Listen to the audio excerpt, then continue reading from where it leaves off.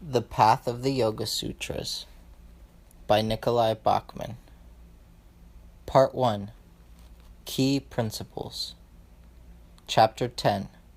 Karma and Samskara. Action and its imprint. Do unto others as you would have them do unto you. Luke 6:31. Karma is a popular word with many connotations. Karma means action or activity that produces a result and leaves behind an energetic impression inside our heart-mind. Karma can originate from us as a thought, word, or deed, or it can be something we perceive with our senses, such as a movie we watch or a song that we hear. Every karma has consequences, which may occur sooner or later, and may be obvious or subtle. Karma is recorded in our memory, and, it is said, in the memory bank of the universe. On a cosmic level, Isaac Newton's third law of motion states, "For every action, there is an equal and opposite reaction." The cause of an action contains its effects in subtle form. The universe is a continuous dance of energy. If we want to contribute the energy of kindness and compassion to the universe, we must act that way. Positive energy begets positive energy, and vice versa. For example, have you noticed how you feel around someone who is kind, generous, and happy? Does it make you feel more that way? On the other hand, when you are in the company of a negative, mean, pessimistic person, how do you feel? Our heart-mind, Sita, influences and is influenced by whatever we choose to be around. Karma has the sense of retribution. It is said, what goes around comes around. On an individual level, the science of yoga accepts the theory of reincarnation, where an individual soul inhabits body after body through cycles of birth and death.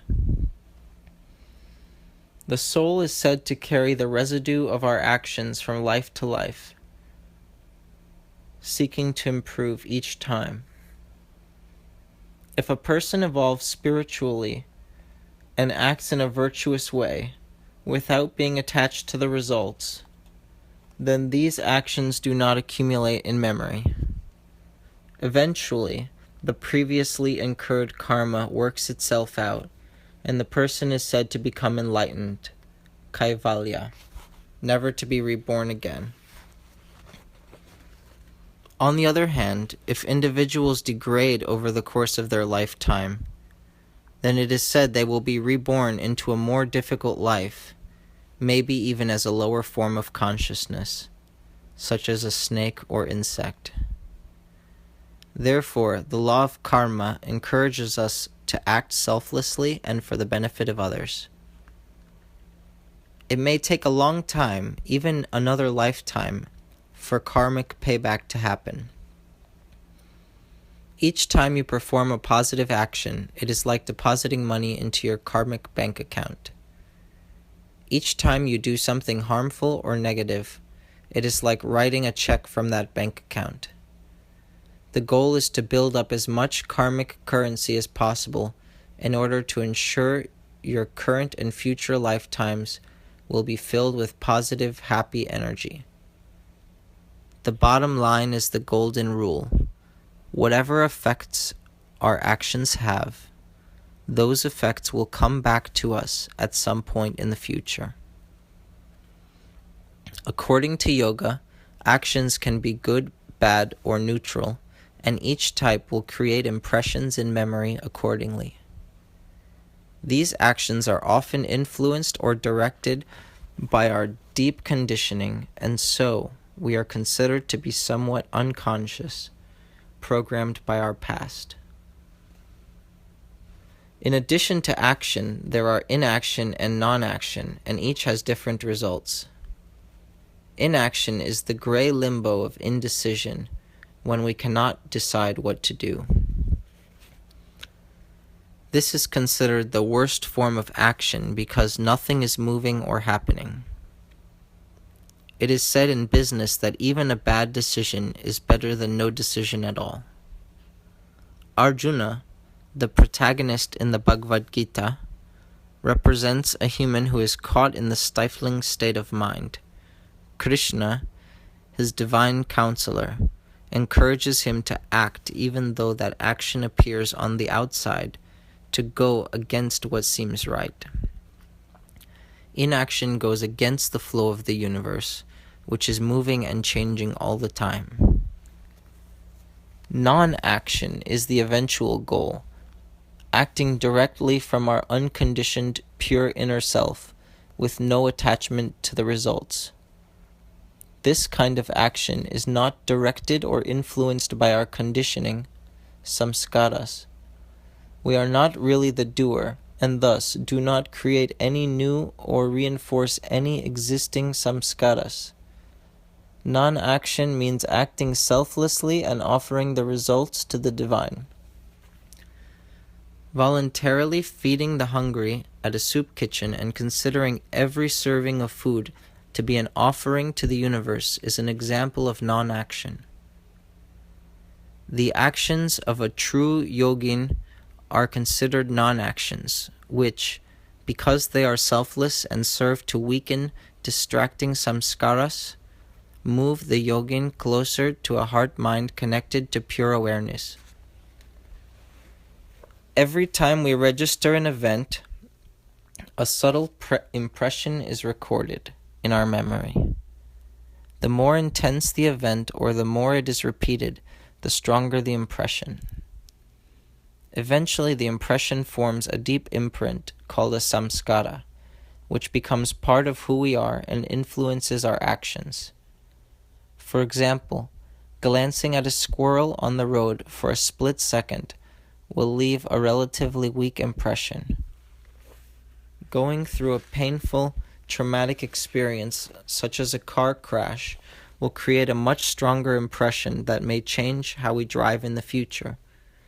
These deep impressions form habits, tendencies, and proclivities that affect the way we think and act.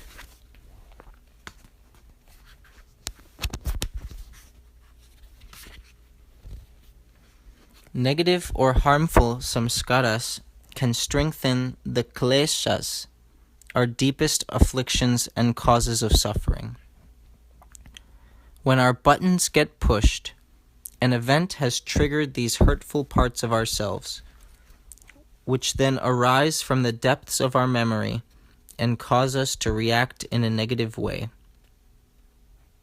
For example, let's say you have sat in the same chair at the kitchen table for the past 20 years. If your son visits and sits in your chair for dinner, then you may feel uncomfortable, and you may become a little flustered at first. You might get angry and demand that your son sit in another chair. Or you may ask him politely to sit elsewhere. Either way, there is an underlying samskara affecting your behavior, one that has been reinforced for many years, even though, on the outside, it seems quite trivial. Samskaras can be habits or even addictions. For example, the more you exercise, the more habitual it becomes. As momentum builds, it gets easier and takes less effort to get up and go.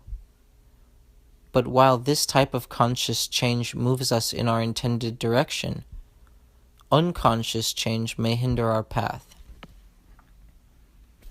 If you stop exercising for a while, the habit weakens, possibly to be replaced by something else you begin doing more often.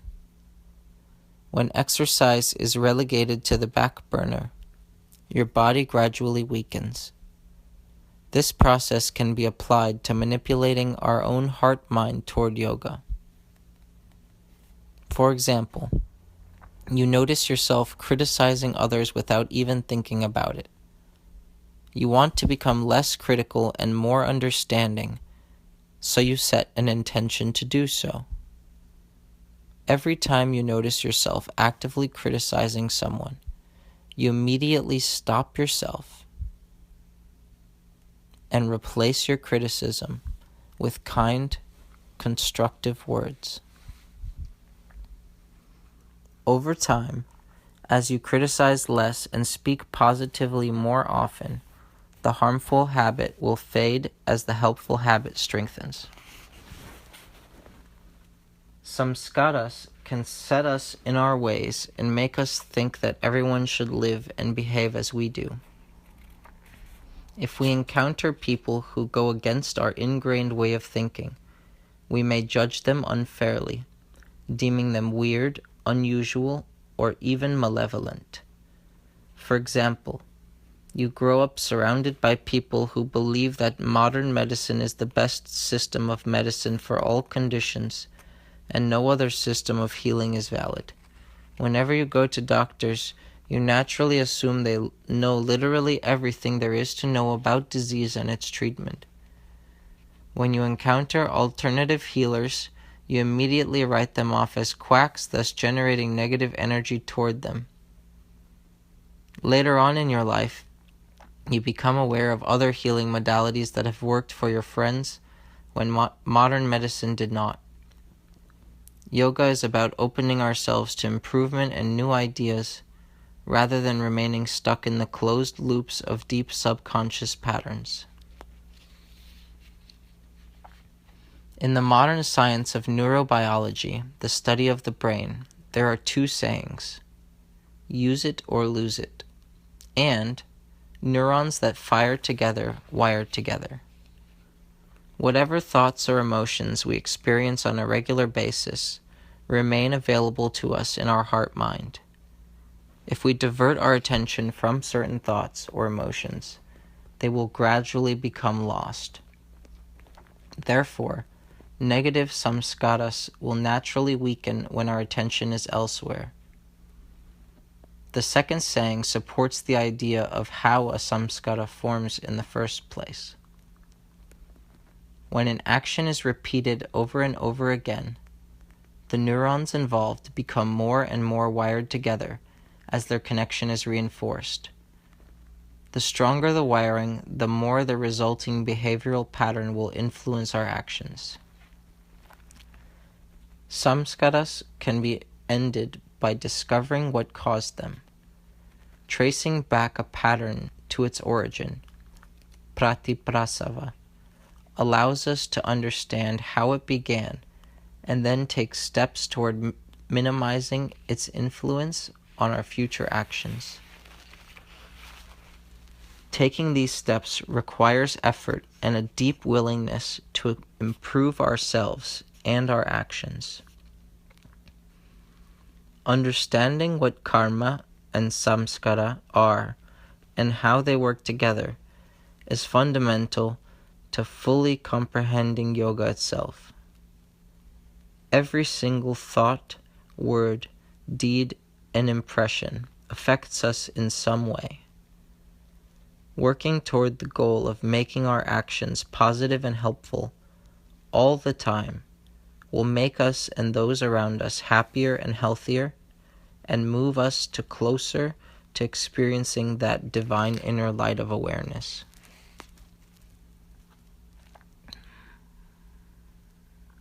Thoughts. Any event we experience leaves an impression in our memory.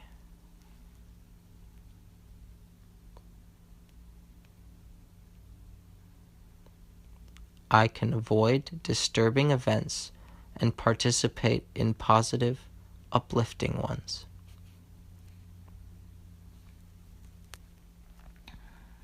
I will act toward others as I would like them to act toward me. Exercises. Imagine how your actions might change if every moment were recorded on video for the entire world to see. What patterns do I possess, and how does each one influence or drive my behavior?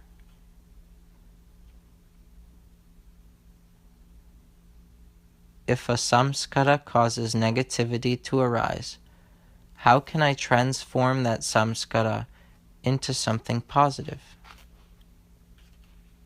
End of chapter 10.